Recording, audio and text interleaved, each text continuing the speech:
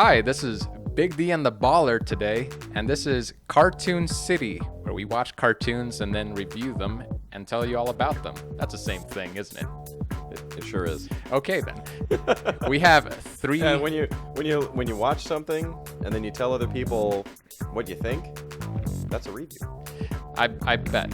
So if you haven't changed your mind about who we are or what kind of state of mind we're in, we're going to be talking about cartoons on this podcast here until whenever.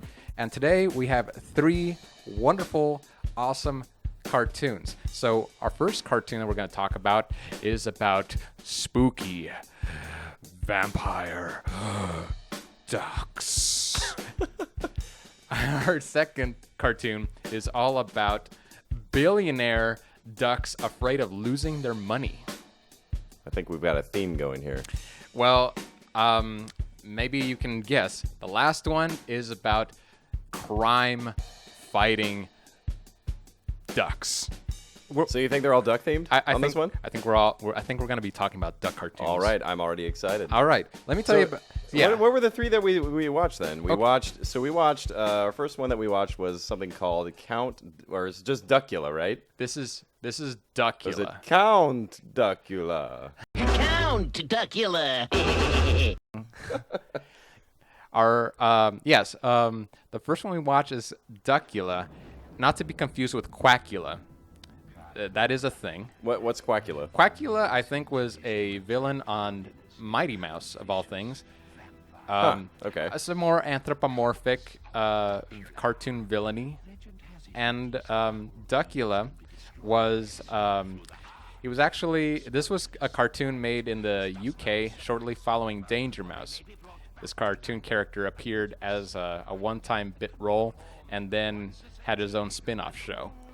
Was he like what we saw in the show, or was he completely different? Because well, somebody had the mindset that this could spawn off a whole thing on its own. But no, the Duckula in Danger Mouse was nothing like the Duckula that was in the Count Duckula cartoon. Okay. The one was a true cold-hearted villain, and one was a dopey, wimpy, don't want to really get anywhere outside my house. Yeah. It was very much a shut-in. Yes. Yeah. It was the future of all shut-ins. That was the inspiration. No. This cartoon was produced by Thames Television, or it might be Thames. I don't know the right pronunciation. I think Thames is probably right. Okay. It's pretty tame. Sorry. Right around that same time, Beetlejuice is being released in theaters, and the song "Frightened Children" was released by White Lightning. Was this show intended to frighten little children, do you think? It frightened me. Like when we watched it right now, or oh yeah, or when you were a child? No, I felt my inner child wanting to escape my body. This was I guess it was kind of a success. It was on for 65 episodes. I'm not entirely sure how long that is in British cartoon time, though. How many seasons was it? This was, I think it only had the one. I can understand that. They probably had to play out their contract, right? Was that the idea? I think so. So, Big D, what is your take on Duckula? Well, I kind of want to let me try to muscle through what I think the idea of this show was supposed to be, and then tell you what it was. So, what I think it was supposed to be was you have a duck who's from a long line of these vampire ducks, okay, and they're like evil. They suck blood, all that stuff, and then his like cronies fuck up. And they, instead of putting blood into this machine that's supposed to bring him back to life, they put tomato ketchup. Mm-hmm. I don't know what other kind of ketchup there is, but that's what it says on the bottle in the intro video. And so they pour that into the machine, and then it makes him into a vegetarian duck. Mm-hmm. And the joke of it is supposed to be that he's not really a vampire duck anymore. He's an undead vegetarian duck. Is he like a normal duck at that point? Well, new science is showing that ducks do all kinds of things. YouTube it. I'm talking about necrophilia. Oh, weak. Sorry. Okay. For the purposes of this cartoon show, it can assume that he is a mild-mannered vegetarian who doesn't want to do as his servants bid him to do. So he's got Well, I mean, that's where I'm saying like what I think it was supposed to be, and then what it was, because I think they were trying to make it where it was funny because he wasn't a real vampire, but they never really play off of that joke. Not really. Not really. Like, he's just kind of there, and you'd think that, and we kind of talked about this while we were watching it, you'd think that throughout the plot of the show, he'd be trying to either go full vampire or full normal, but he never tries to go either way.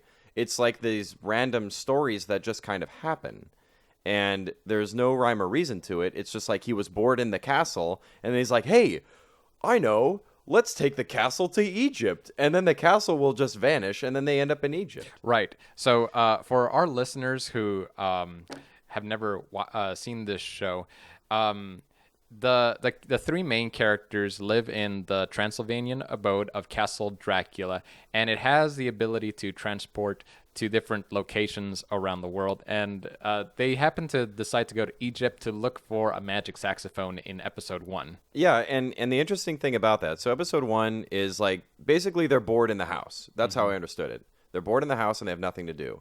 So Igor, and this is all happening simultaneously while these crows are trying to break into the castle to Anthropomorphic steal crows. something.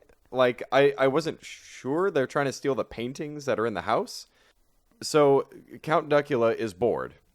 And Igor, who I think is the most interesting character, he is trying to change Count Duckula into an evil guy. Like, he's used to he's worked under the reincarnations and of Duckula. He's supposed to be like the second coming or third coming or fourth coming or whatever of the same guy who's a vampire, but they fucked up, and so he's stuck with this guy, and he's like, oh, let's go get this magic saxophone because it'll bring the dead back, and like Duckula doesn't really understand that, so he's just like, let's go get this saxophone, we'll have a party, and that's it. Like, so they just go to Egypt based on that.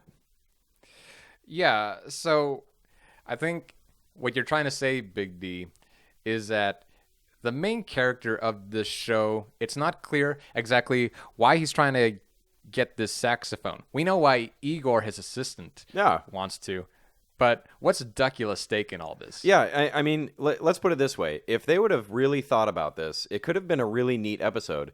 If it was like, Igor is in his little, library, and he's like wringing his hands like, I've got to get him to commit these evil acts. I'm dying here.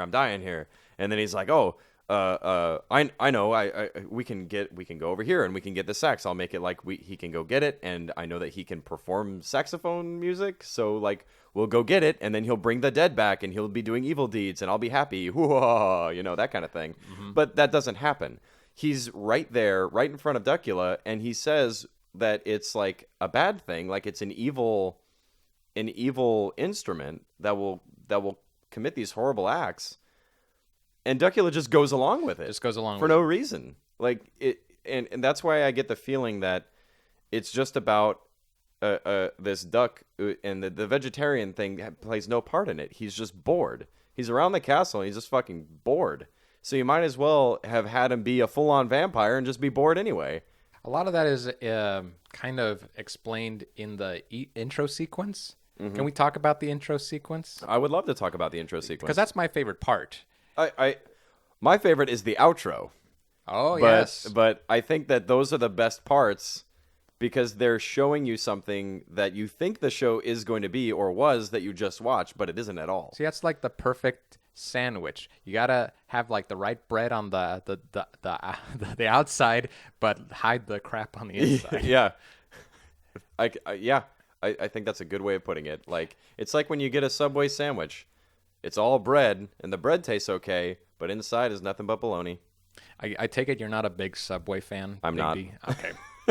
Just making clear. No, the intro is really awesome because it's got this Vincent Price-esque kind of tone, and he's like, a dynasty of vampire ducks. Yeah, and he's really playing that part up. Yeah. Like he's really making it happen. And then it tells you like the whole history of who, what, where these characters are. You know, the town of Castlevania.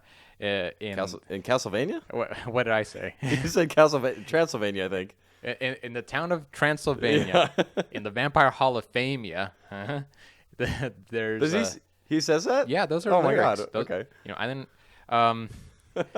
They show you, you know, like the previous paintings of all the previous vampire ducks, all who look much more menacing, grotesque, and more badass than the latest incarnation of Count Duckula. So of course, then we get to the outro.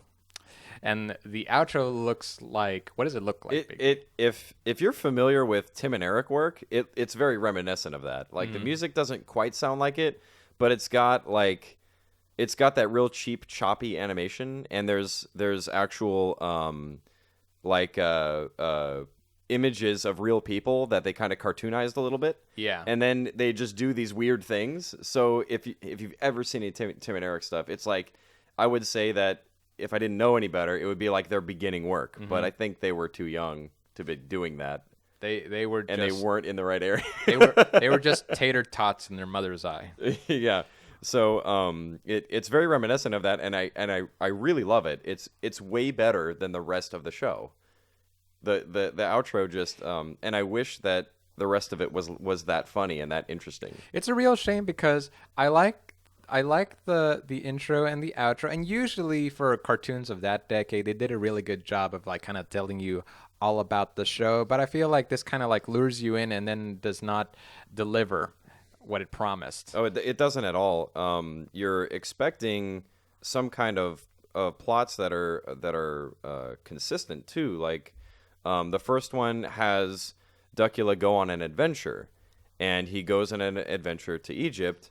And it's very unsatisfying, but at least it happens. Mm-hmm. And so you're thinking, oh, maybe he takes his castle on these different adventures.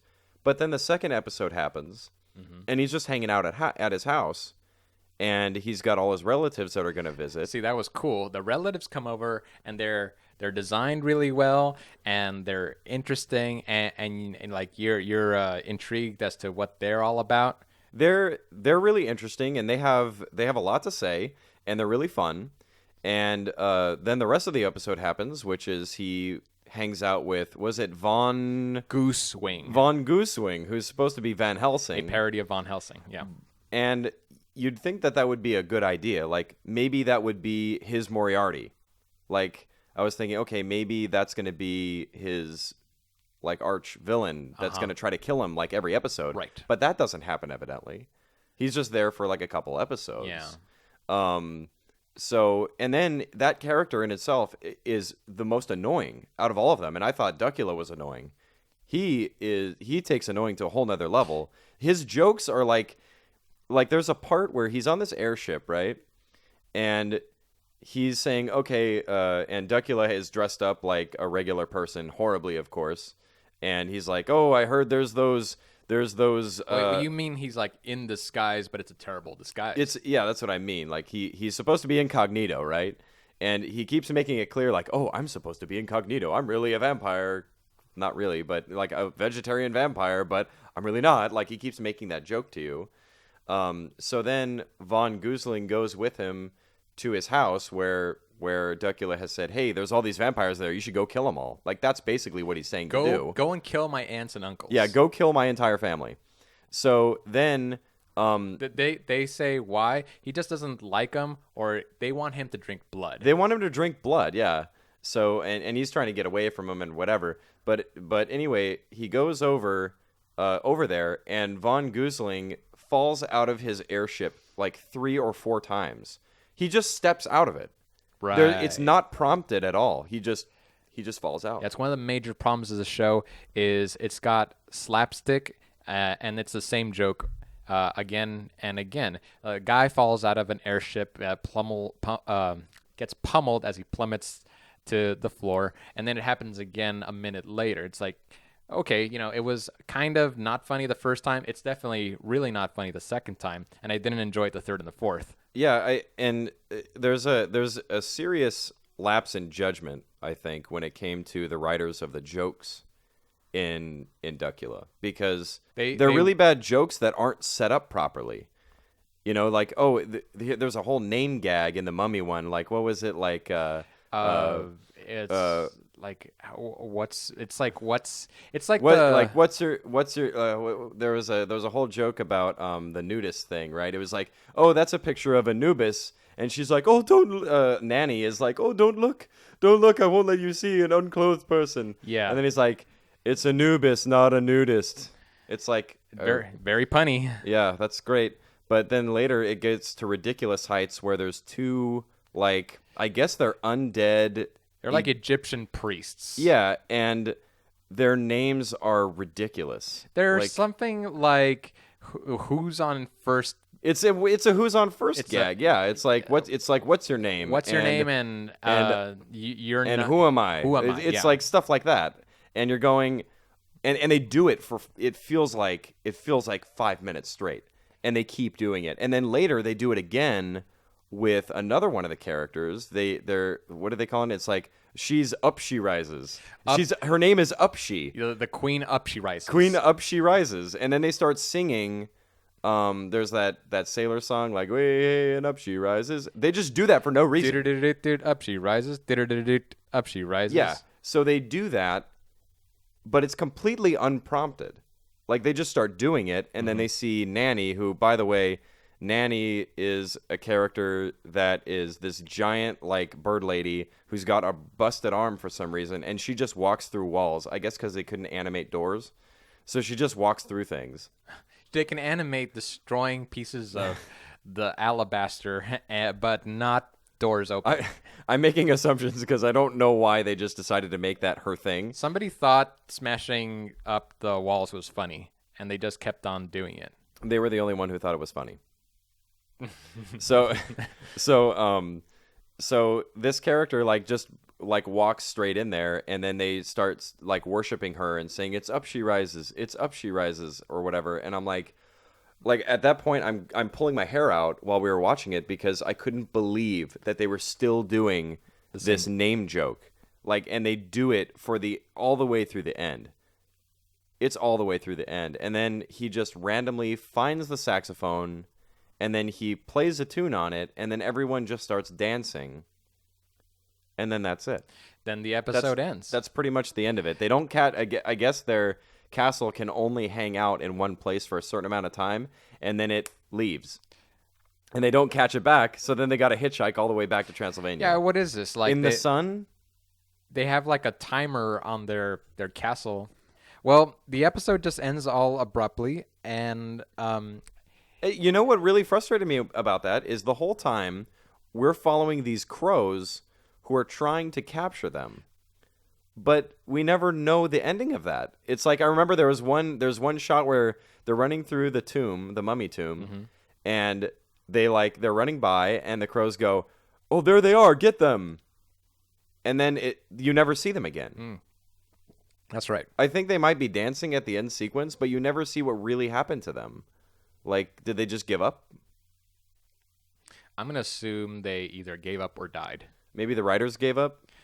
Oh, that could be. Yeah, that could be. Maybe they were like, you know what, this isn't going anywhere. I'm not gonna write the rest of this. Like, there's not gonna be an end to this story. And they're just like, oh, they just hitchhiked back, and then the crow people died, or something. Well, I was confused because the first episode, it's like the pilot episode. You're supposed to convey, what's the motivation of all your characters, but you don't really get a sense of what they're all about except for Igor. And it's not like they have a huge cast of characters. Yeah, and I was really surprised that they didn't make Igor a more central part of the story. He's almost like another character in another show that we watched, and we'll get to that in a moment. But he doesn't really do much. and you'd expect him to be driving the story a lot more than he does. But I just don't understand why he wasn't the guy who pushed Duckula to do anything. It's like there's supposed to be a driving force to the characters doing something. Yeah. Usually in, like, say, He-Man, the big thing is usually Skeletor is fucking with him, and he's got to go check him. He's got to go, defeat that new monster that he created or whatever. But in Duckula, there's no such thing. It's usually just Igor says, "Oh, here's a thing," and Duckula's like, "Okay, let's do that now." So how about the animation? What did you think about the animation style and the character designs? I'm really big on animation, and I was very disappointed. I think they were limited by budget constraints, but you didn't really get a sense of the depth or the weight of the characters. You didn't really understand like their proportions, their roundness when they're turning or anything like that. Oh, here's a thing. Duckula's design, his beak looks like it's bent. It looks like somebody took his bill and then smashed it over somebody's knee. Yeah, I kept getting confused when I was looking at it. I was like, why does it look like at certain angles, like his beak is like jacked up? It's too short or too long in certain shots. So it looks like there's something just wrong with it. I wasn't really a fan of the character animation. The character designs, that's one thing, but the way that they were animated, it could have been better. However, I did like the backgrounds a lot. Yeah, the backgrounds, I agree with you. We were talking about this while we were watching it too. We were looking at the backgrounds, and I was shocked at how much detail there was in the line work. Yeah. There's a lot of really cool wide shots where you can see like the balconies and stuff of the castle, and it really gives that nice gothic feeling. Yeah. But the color palette was very limited, unfortunately. Yeah, and there was one shot in particular that I was really like, wow, like I can't believe how much detail they put into that. Where they're standing, it's at the end of the second episode, and they're standing in a hallway. And they actually went through the trouble of really detailing some of the portraits that are in the hallway. And I couldn't believe that because I've seen some other shows where they just kind of throw together the background real quick because you're not really supposed to be looking at it anyway. And they can get away with it. Like, that's what I'd expect. Or maybe just some random lines in the hallway that look like, frames with like a little face that's not really clear what it is. But man, there was like a really scary looking duck head in this portrait, and I was like, wow, somebody actually spent the time on this and really made it look interesting. What would you say, would you recommend this, Baller? Like, would you recommend this to a cartoon watching fiend? No. Watch the intro and the outro. Those are awesome. I love them. Your imagination about what that show might be probably is better than what it actually is. Because what it actually is just puns and the same joke repeated over and over. So, can't really recommend it. Sorry, UK. We love you. Yep. We love you. Try again next time. I agree. I don't think that this show is worth your time unless you watch the intros and outros. The narrator in the beginning is really, really great, and it gets you pumped, ready to watch the episode, and then from the first couple minutes it just falls apart. Oh yeah. And the if you can make it through the outro sequence with the song, man, you're in for a treat because it's really cool. So clearly all the talent in that show went to those specific sections. Those are really good. So if any of you that might be listening, or if you know anybody who worked on that, give them a clap on the back because that was awesome. But other than that, I would not recommend it. So, Big D, what is our second show? The second show that we watched is a show that I'd say most people who grew up in our generation, basically people born in the 80s, would have watched. And it was Disney's DuckTales. DuckTales aired from 1987 to 1990. It was syndicated for much later years after that. I mean, it was on well through the 90s. Like, I remember that being on in 95 even on some channels. So this is interesting. Some things that happened during the same time here. The U.S. stock market crashed. Fox made its primetime TV debut, which I believe was with Married with Children. I think that's right. The Simpsons was seen on the TV for the first time. RoboCop was released during this time, and Michael Jackson's Bad album was released. So a lot of really cool things happened during this time. One thing that you had researched on here was that a $1.5 million search for the Loch Ness Monster happened, and it ended without the capture of the Loch Ness Monster. You know, I'm surprised that you even put that in there. well, I mean, Scrooge McDuck of DuckTales is from he's from Scotland, so it just kind of like fit in. Kind of. Fits perfectly. Yeah. So you watched this show a lot when you were growing up. This is my favorite show as a kid. I love this show today, and I loved it back then. This is a true treasure. So for people who have never seen this, the basic plot of the show is Scrooge McDuck has to take care of his 3 nephews, Huey, Dewey, and Louie, because Donald Duck, who usually takes care of the kids, is off on he's going overseas with the Navy. So that's all show. And Scrooge is, like his name suggests, he's a tightwad. He is very, very cheap. He does not give money away to charities. He does not do anything unless there's some kind of profit in it for himself. And he doesn't have a lot of friends. He lives alone. He's got one servant. His name is Ducksworth. Duckworth. Duckworth. No S. Yeah, his name is Duckworth, but he's the fucking dog, right? Yes. Like, he's a dog. He's not a bird of any sort. So it's kind of weird that he's Duckworth. And he ends up having to take care of his nephews, and he has to learn what life is really about. You know, about your friends and your family and that kind of stuff. So it's really fun because, unlike Duckula, where you don't get any idea of what his character really is or where he comes from in the first episode. I mean, yeah, it's got the intro video that tells you about it, but you don't really dig into what the character is about. In DuckTales, you get both. You see what the show is going to be about. You see that they go on adventures. They're usually treasure seekers. Scrooge loves his money. Like, you get all that from the intro video, which is really great. If you want to see something interesting, look at the introduction to DuckTales done with live-action ducks and stuff. Disney did that, and it's really cool. Just look it up on YouTube. It's the live-action DuckTales theme.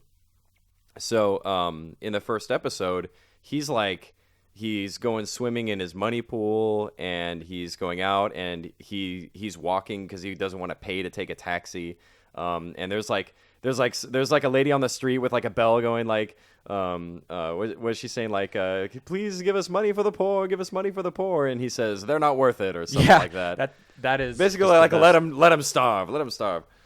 So, and he's doing that a lot. Like, it's very quick too. It's within the very first few minutes, you get a really good idea of who he is, and you want him to be a better person. Now, to his credit, we don't know the rate of the taxis in Duckburg. They might have been $1 million. That's all. It was like $2. Yeah. Like, when he stops, it's like $2 when he pays. He eventually has to get a taxi because he's late, and he gives him like $2 or whatever. And then the guy wants a tip because he's getting all mad about it. So he throws some cheese at him that he got for free from a street vendor. That's right. The free handout cheese samples that he got. He's interesting because first he doesn't want to give any money, but then when anyone's giving charity, he takes it all. Like, he takes all of the cheese from a street vendor, and that's just it's so greedy that it's disgusting. Like, I'm like, man, this guy, someone needs to fix this fucker. Like, he is a jerk. So then his nephews get dropped off with him, and he makes them live in the attic. And they're bored. He doesn't let them do anything. So what I'm trying to get at is that it's a lot more fun because the characters are more rich, and there's things that you're already developing in your head while you're watching it, what you want to happen and what you're expecting to happen. Oh, you know what everybody is up to. The nephews want to get out of the house. Scrooge wants to make more money. Then the Beagle Boys show up. They're the villains of the first episode. They just want to steal all of McDuck's fortune. And then eventually we get to Glomgold. and he is the recurring arch villain of the cartoon. Yeah, he's like the Skeletor or the Dr. Claw. He's the bad guy who puts all the bad stuff in the way. He's Rita. He's Lord Zed from Power Rangers. He's that bad guy. He's the Moriarty of the show. He really is the Rita. Yeah. Maybe not. But he's got all that power, and he's like Lex Luthor, where he can find ways to get in the most powerful person out there.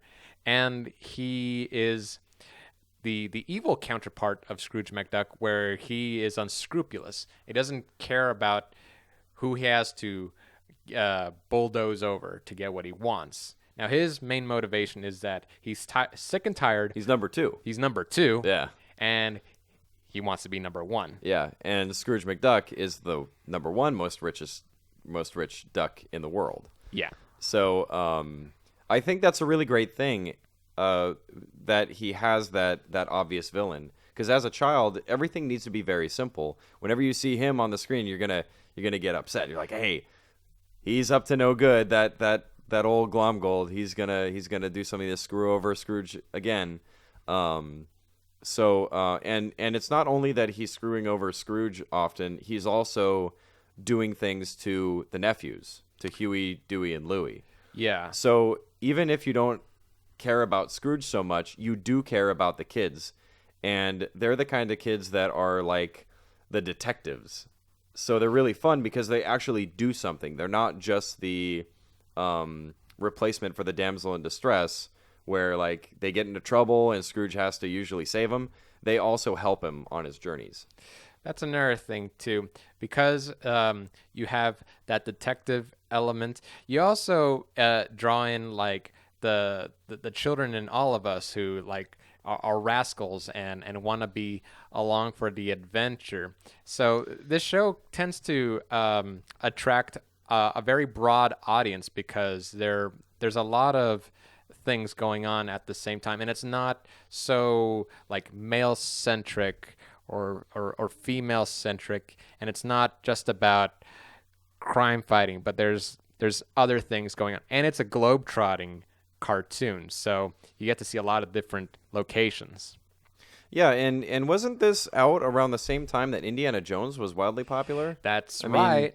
mean, that would make sense because the show really kind of shows that it's the whole treasure seeking thing. There's even in the second episode, there's a part in a plane where the plane's all messed up looking and it's going to It's going wrong way. Wrong way. It's going to a country called Wrong Way, which is, I guess, supposed to be a playoff Uruguay. of Uruguay.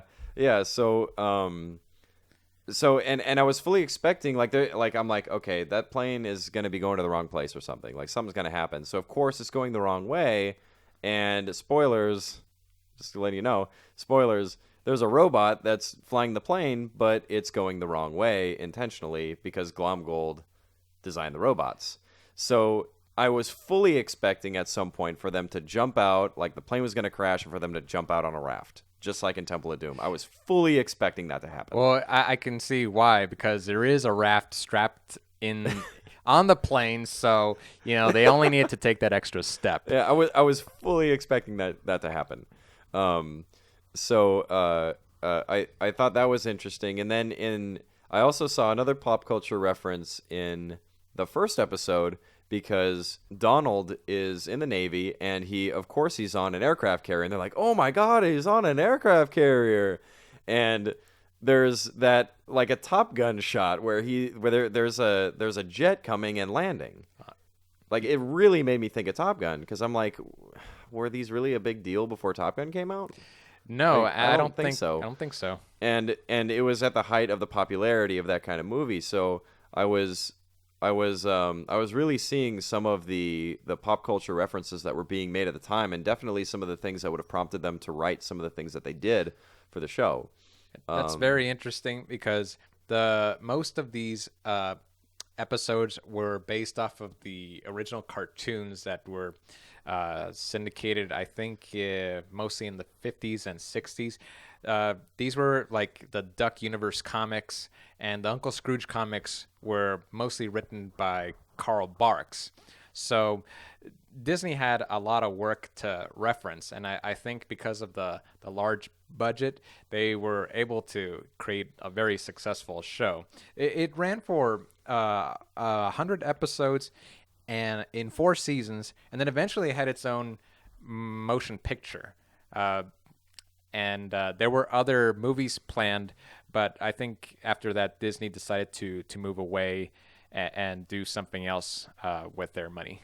Yeah, and it makes me wonder if they left at the height of the popularity or when it was really waning, because how it works a lot of times right now is that a show will continue until it's like basically been done to death. So I was really surprised that it lasted 100 episodes only, that it didn't go on for more seasons. I don't know if the later season is bad or something, but if it was as good as the first couple episodes that we watched, which is usually the worst of a series, like the pilot's usually like kind of hard to watch because they're still trying to figure out what they're doing and work the kinks of the show. But if it was that good, I can't imagine why it would only last 100 episodes. I would imagine it lasting a lot longer than that. Yeah, it's hard to say why. You know, you mentioned RoboCop earlier. Yeah. And in the later episodes, we have Gizmo Duck, a very obvious reference to RoboCop. Oh, really? Yeah, and I think that's when there was like a large change going on, and they included Bubba Duck, a prehistoric caveman duck from the past, and you were seeing a lot less of certain other characters, and more so like characters from the movie. D. Joan from the movie makes an appearance in the last episode. I want to say that the shows that people were watching, kids were watching, began to change, and I think the biggest difference was Batman. Oh, okay, yeah. I would say that, I don't want to give too much away about DuckTales, because I really liked it. Yeah. So what would you say to people who might have never seen DuckTales before? Would you recommend this? Yeah. Don't give it a pass just because it might be, like you might think that it's like old maybe because you're like one of the new millennials or whatever, and like you wouldn't care for that stuff. Don't give it a pass. Go ahead and watch like the pilot sequence, and I think you'll grow to its charms. Scrooge, I think you, Big D, you didn't really like Scrooge so much because he's just depicted as this cold and greedy bastard, and he doesn't care about anybody. But I always found that to be very wonderful because he does kind of have a story arc, and he often has to fight between his nephews or his money, and usually the good-natured side of him wins, and he sides with his nephews. So there's a good warm feeling about the show, and it's a very well animated show too. It's got wonderful colors. The music is great, and there were a lot of famous voice actors too. Uncle Scrooge was played by Alan Young. The nephews were played by Russi Taylor. Terry McGovern was Launchpad McQuack. And of course, everybody's favorite, Frank Welker. I am Megatron, leader of the Decepticons. He was doing a lot of Frank characters. Welker, if you don't know, is a very famous voice actor who usually plays animal voices and things like that. And Peter Cullen. My name is Optimus Prime. He was Admiral Grimmets on this show. Oh my God, I had no idea that he was in this. Oh yeah, he was spreading his Peter Cullen love into this show as well. Watch this show simply because it kind of paved the way for Disney to release all of its other cartoons. Think about it this way. If DuckTales had not been a success, we wouldn't have gotten Goof Troop, Darkwing Duck, Rescue Rangers, or Tailspin.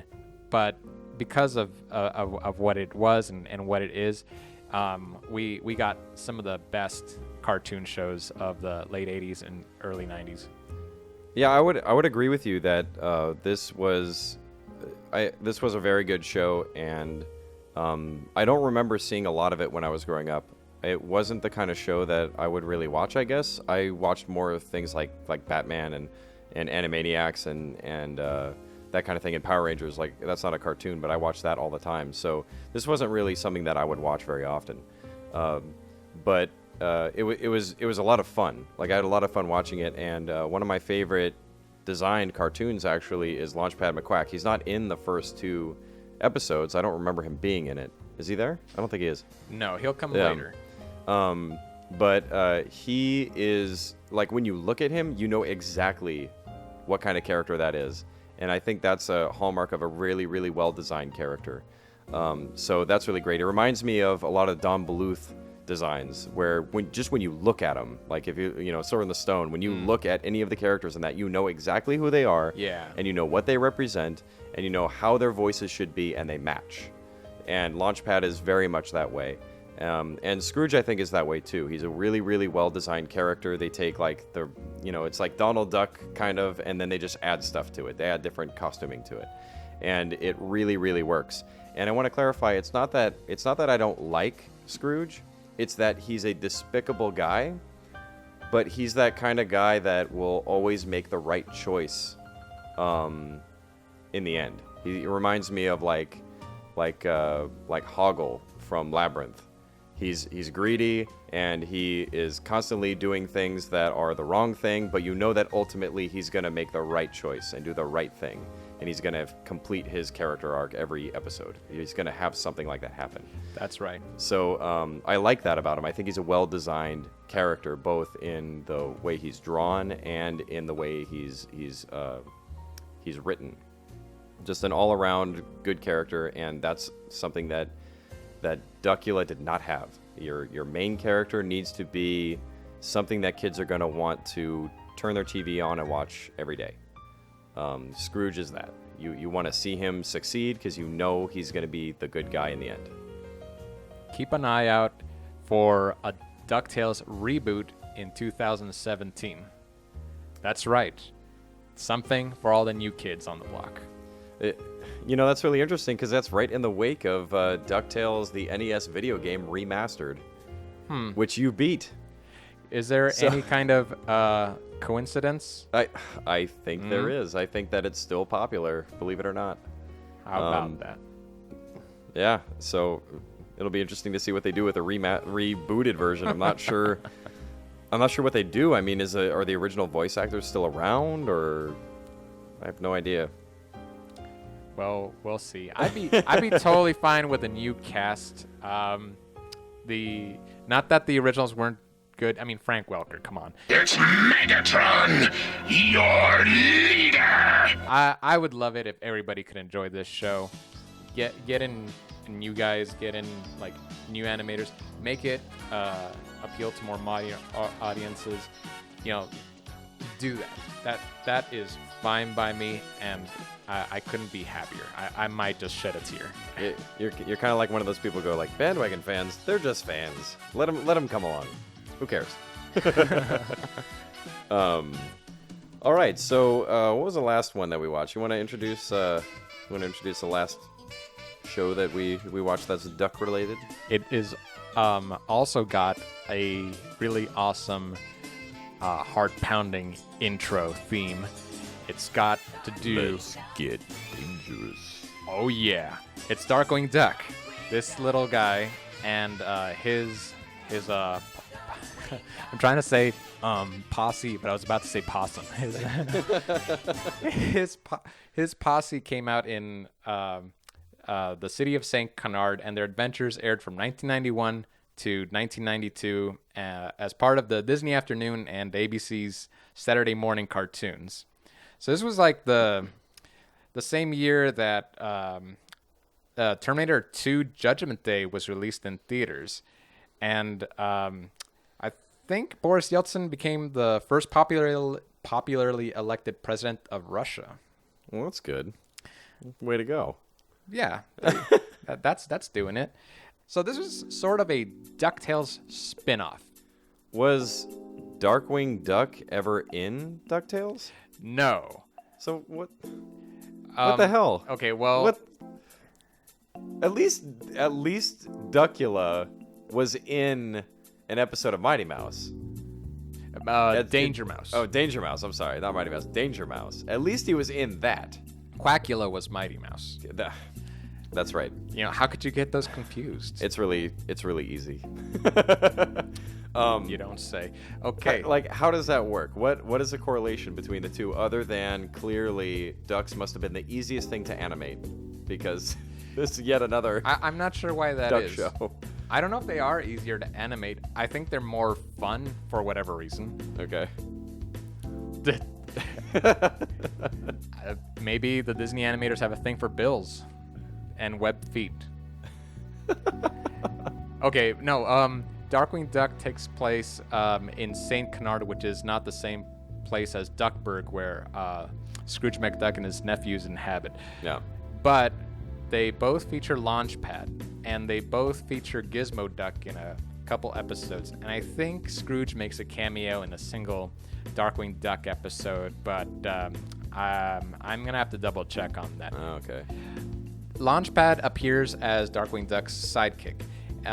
He kind of builds up all of his vehicles and transportation and some of his gadgets. And I think they included him on the show because he was popular from DuckTales, and probably Darkwing Duck needed a big, strong goofball to pal around with him. You think he needed just a tie-in to something that was popular to get people to watch it?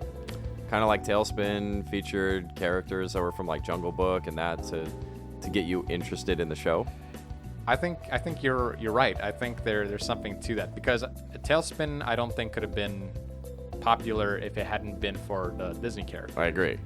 So Darkwing Duck, nobody knew who he was. You might have mistaken him for a pre-existing Duck character, and I think including Launchpad kind of lets you know where is this guy in relation to everybody else. Yeah. Okay. But Darkwing Duck, he, aside from Launchpad, he also has an adoptive daughter named Goslin. She's a spunky, red-headed, little sporty girl, and I think she was attempted to be a direct opposite of the Webby character from DuckTales. So it was really girly, playing with dolls all the time. Yeah, in DuckTales, Webby was introduced much later, I guess, because she wasn't in the first couple episodes that we watched. But Webby was this little girl that was just always in the way. She never really contributed much. She's just there in the way. Just like in the video game, she's just in the way and getting captured all the time.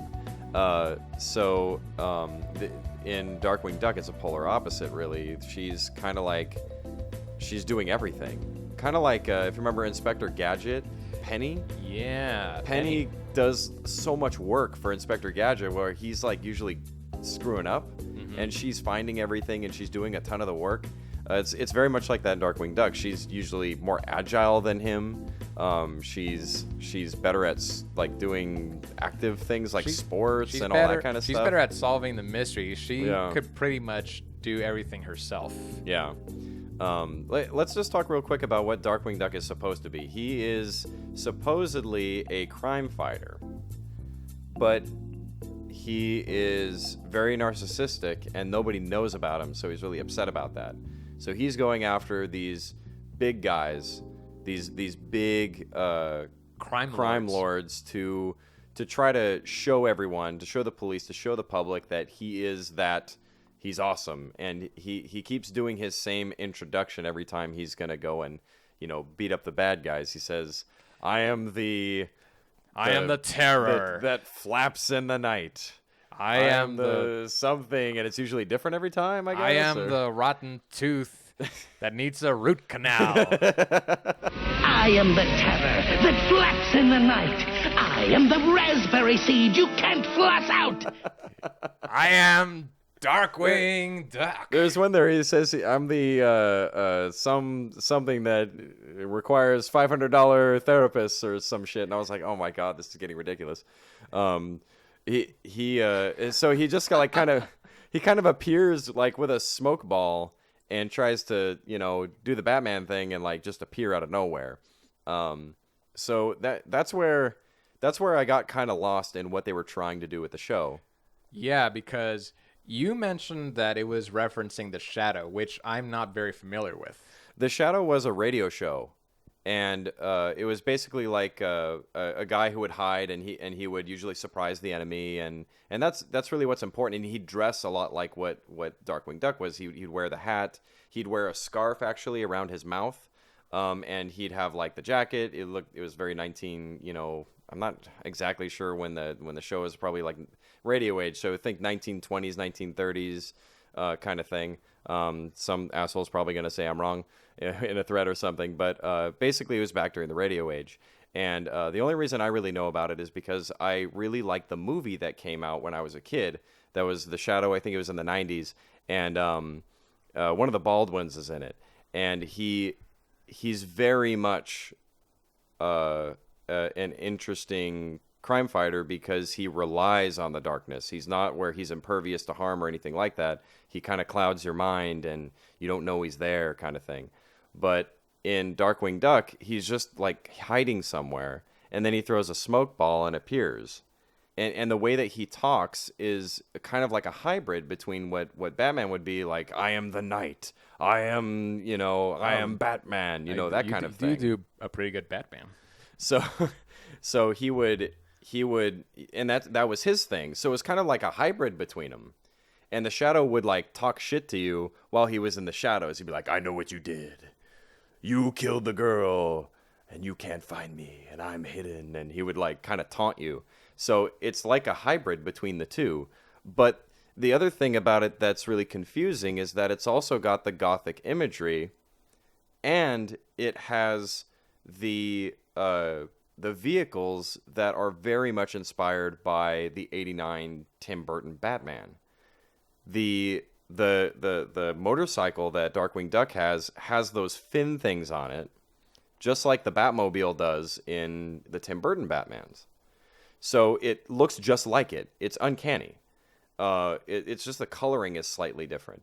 And then there's a part where Launchpad makes the jet, and you're like, hey, it's like, and it's a duck face instead of a bat. So it's like, okay, this is like Batman. So unless they were intentionally trying to make a confusing hybrid between the two, on what they were trying, if they were trying to do both, they needed to go either one way or the other. And the Shadow was not the way to go, because kids at that time were not going to know what the Shadow was. Well, you're going to make some fans displeased if you don't mention that was the Thunderquack that Darkwing Duck was riding around in. It was really funny when he and Launchpad are in the Thunderquack, and it looks like a duck's head, and his enemy, the bull, Boris Bulba, played by Tim Curry. I'm just a sweet transvestite. He's got a little bit of that, toxic love going on in the show.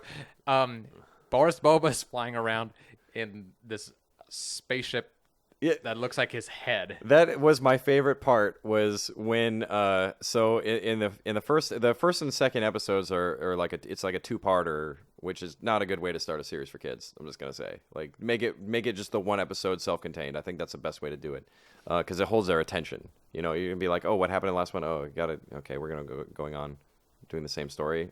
Okay, well, I wasn't interested in that. Give me something else. And I don't think that was right. But anyway, Boris is in prison in the beginning. He's kind of like Lex Luthor. He's in prison and he's like operating from there and everything. And then all of a sudden he decides it's time to go and operate this machine that's supposed to suck things out of things, I guess. Like, it's not clear what it's supposed to do. It's just a ray that does things.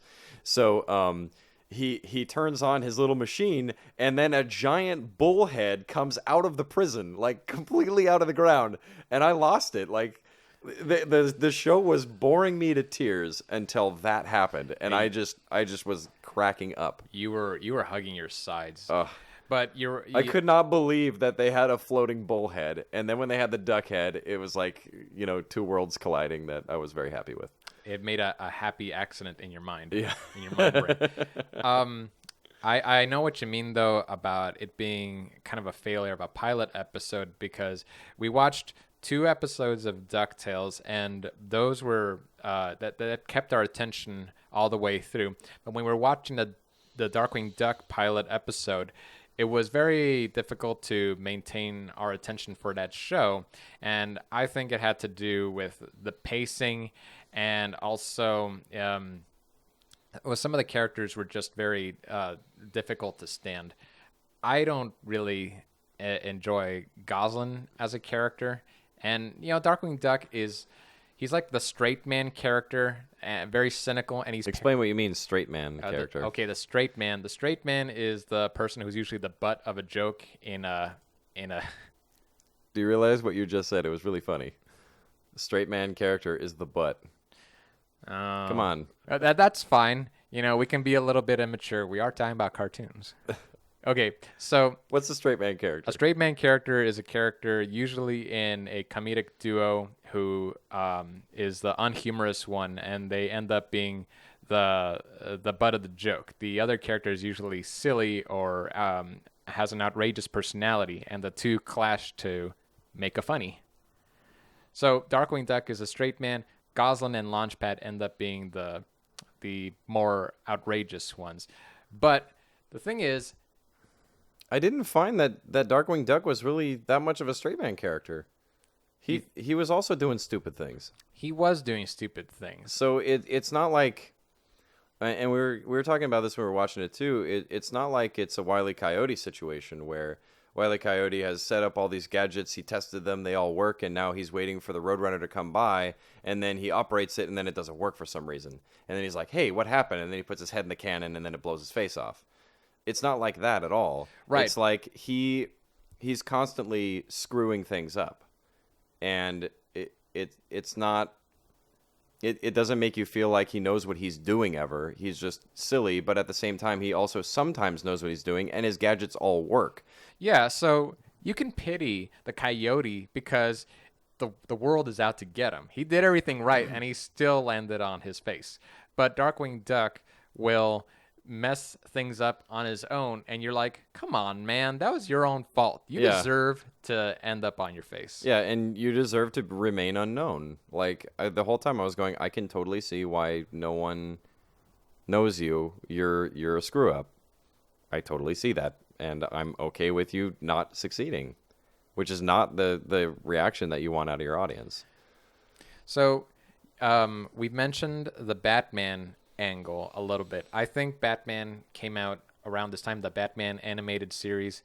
It was loosely based off of the Tim Burton movies, but it also had a lot of the comic book storylines thrown in there. It was a good hodgepodge of all those different takes on Batman. I mean, it really was. It kind of had like a lot of different things that it was pulling from. Sometimes you'd even get the feel of the was it the 60s, 70s Batman with Adam West. There were sometimes little jokes that they'd put in that were kind of like a throwback to that. And I was okay with that. It was a really good culmination of all the things that made Batman fun. But this didn't really joke on any of that. Like, it didn't. Well, like Darkwing Duck's costume, for example, I don't.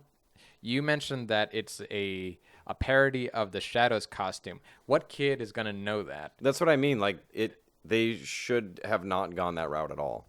It didn't look like. I remember when I saw it as a kid, I'd see the previews for it. You know, you get the little intros and everything. I'd see the intro video, and then I'd stop watching it because I couldn't tell what he was trying to be. I had no idea where that costume came from until much later when I saw the Shadow.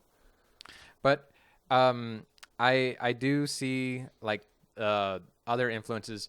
Darkwing Duck would later have recurring villains, kind of like how Batman has like a whole ensemble cast of these villain of the week characters. Darkwing Duck will have that happen, but he doesn't have a main arch villain to go up against. Yeah, there's no Dr. Claw, no Dr. Robotnik, no.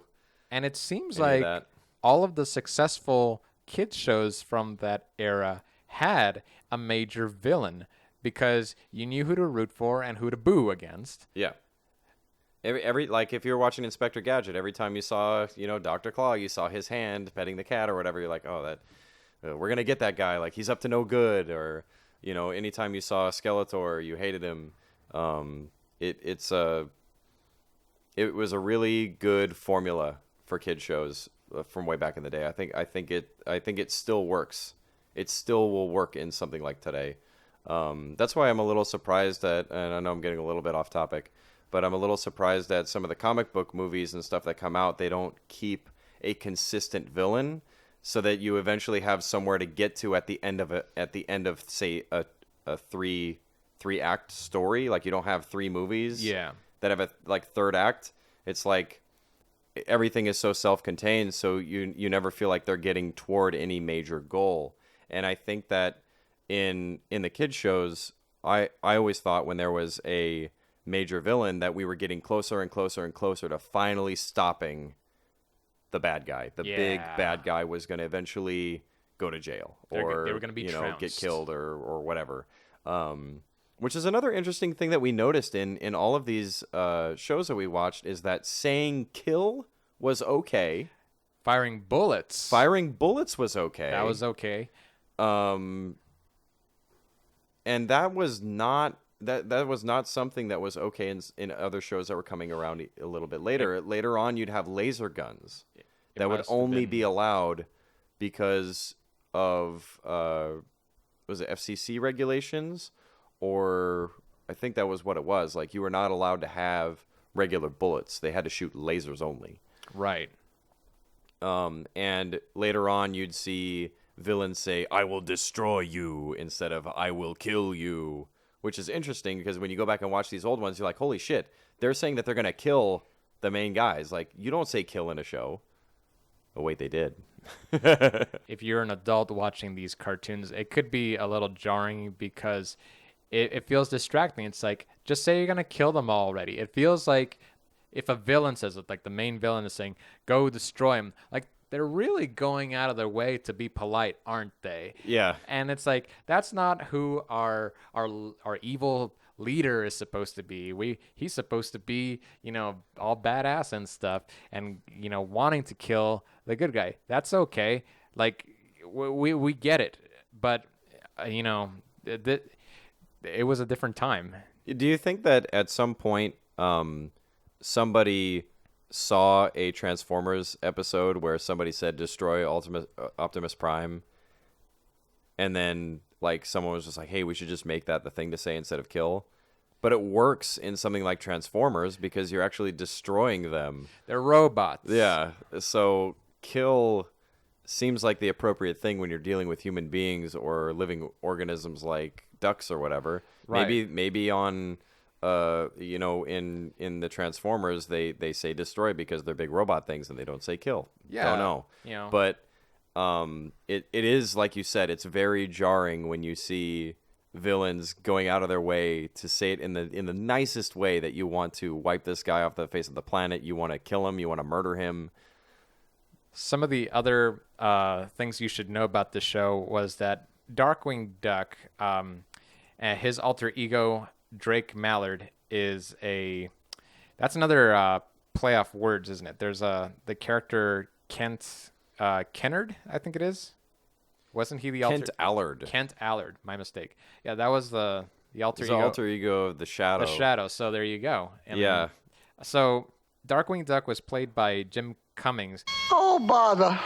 He's done a lot of voices. Yeah, and we were watching it, and I was like, that's Winnie the Pooh, isn't it? And Baller, you were like, oh, I don't know. And then it was like, that's Pete, at least, from Goof Troop. Yeah.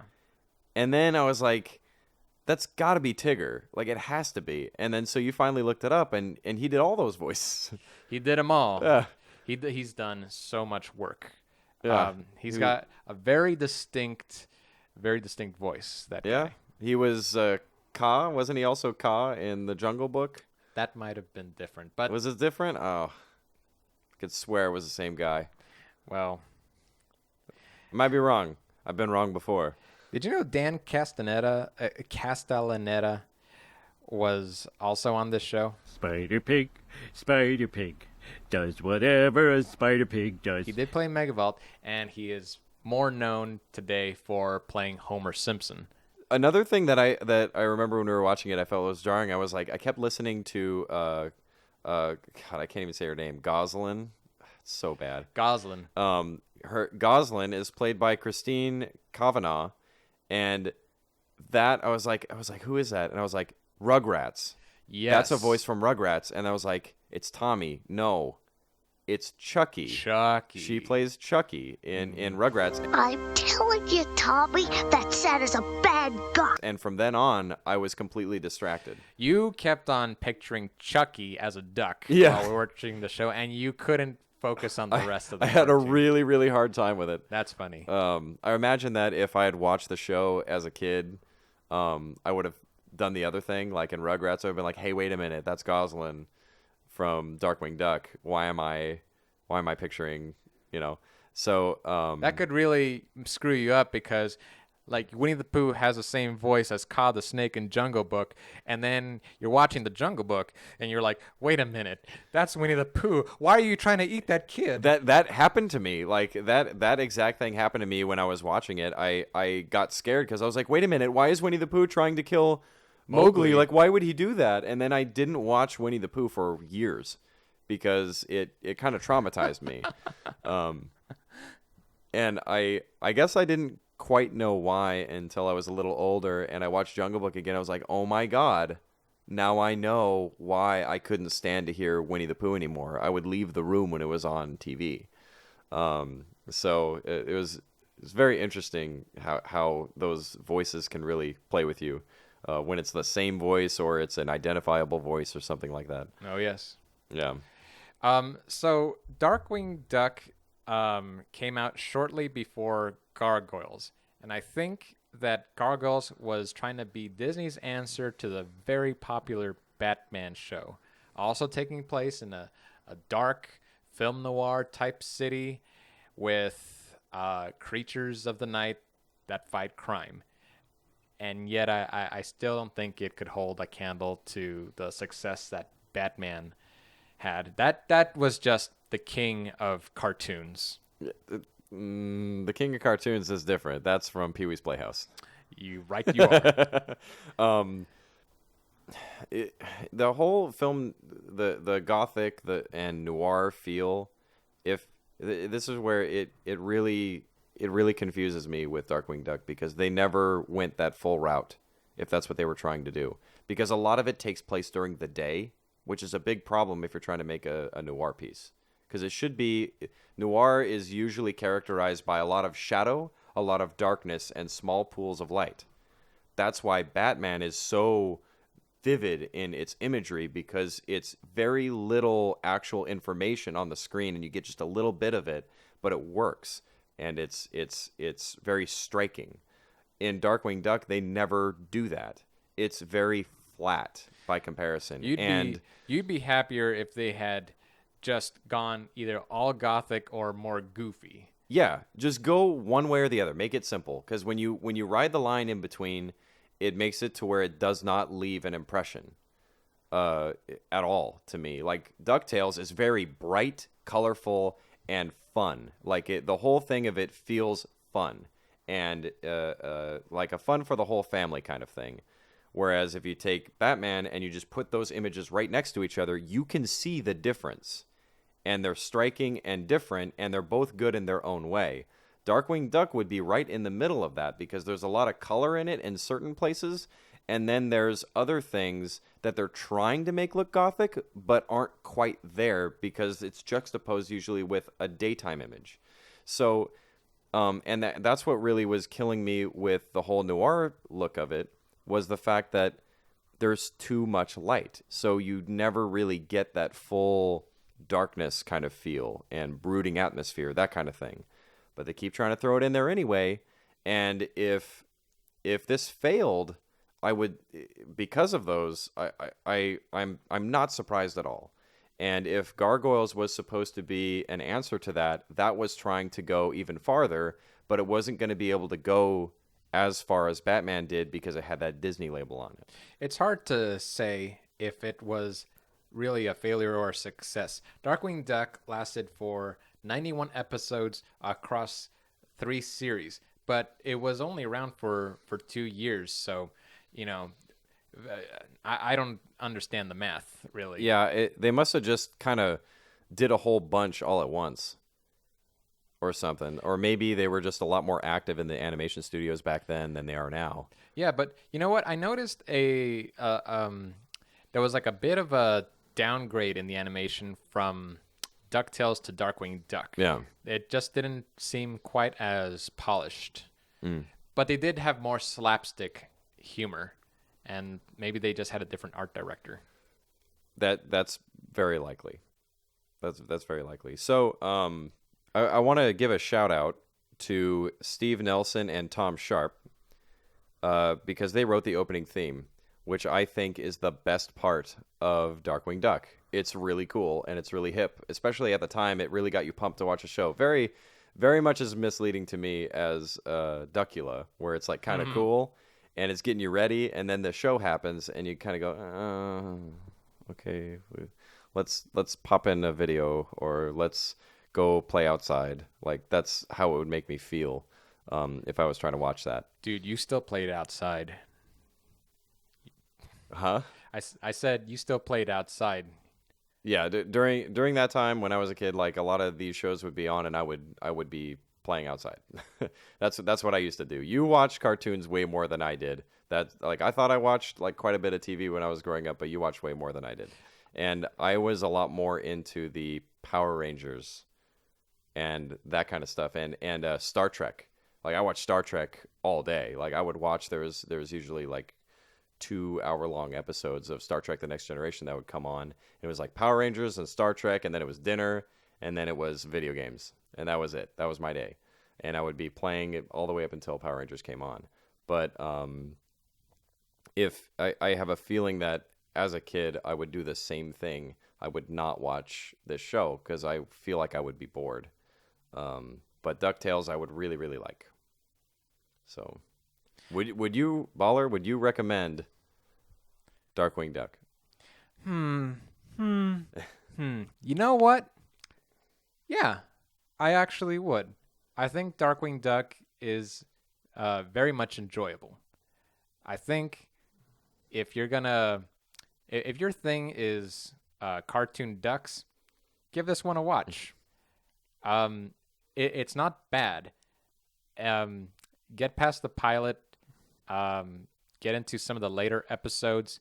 There's a lot of interesting characters that come along. If anything, it really shows the imagination of what the Disney animators were capable of, and what they were willing to experiment with. I really like some of the character designs, and you know, it's I think it's got the only world's most famous crime-fighting duck. Does it also have the most famous almost swear word in Disney? Oh, I know what you're talking about. Suck gas, evildoers.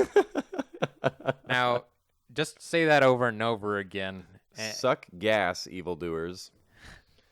I'm kind of on the fence on this show because I think that there's some things in it that could probably grow on me if I was to watch more than just the 2 episodes.